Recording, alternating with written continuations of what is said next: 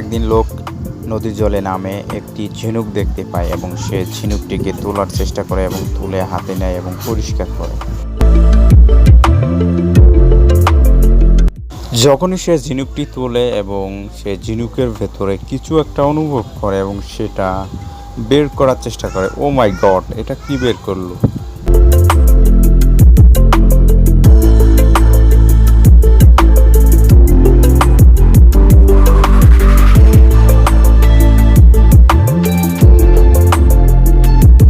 এগুলো মনে হচ্ছে মুক্তোর খনি থেকে মুক্তো বের করতেছে।